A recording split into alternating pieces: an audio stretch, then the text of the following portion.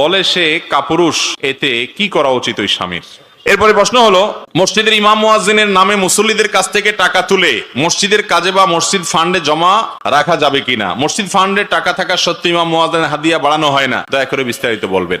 এরপরে প্রশ্ন হলো, গ্রামের অধিকাংশ মহিলা শুধু আজান হলে মাথায় কাপড় দেয়, অন্যান্য সময় দেয় না, এ সম্পর্কে কিছু বলবেন। ইমামের পিছনে আল্লাহু আকবার তাকবীর না বললে নামাজ হবে কি না বলবেন। এরপরে প্রশ্ন হলো, কোন ব্যক্তি যদি 40টি ওয়াজ মাহফিলে উপস্থিত হয় তাহলে সে ব্যক্তি নাকি জান্নাতি। ফরজ গোসলের সঠিক নিয়ম জানতে চাই। এরপরে প্রশ্ন হলো, অজু ছাড়া কোনো দোয়া পড়া যাবে কিনা? মেয়েদের জন্য নূপুর পরা কি জায়েজ আছে? এরপরে প্রশ্ন, যে জমি বন্ধক রাখে এবং যে জমি বন্ধক নেয়, ইসলামের দৃষ্টিতে এদের উভয় বিধান কি? নামাজের শুরুতে ইন্নী ওয়াজ্জাহতু ওয়াজহিয়া যে দোয়া পড়া হয়, এটা কি তাকবীরে তাহরিমার আগে পড়বো না তাকবীরে তাহরিমার পরে পড়বো? এরপরে প্রশ্ন হলো, মাহরাম ছাড়া মহিলারা 3 বার 7 বার 40 দিন তালিম করতে পারবে কিনা, অথবা এক গ্রাম হতে অন্য গ্রামে যেতে পারবে কিনা?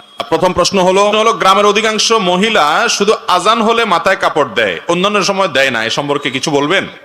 আজান হলে মাথায় কাপড় দেওয়া এটা কোনো জরুরি বিষয় না, অথচ সে ওই জায়গাতে দিচ্ছে, আবার যেখানে দেওয়া দরকার ওখানে দিচ্ছে না।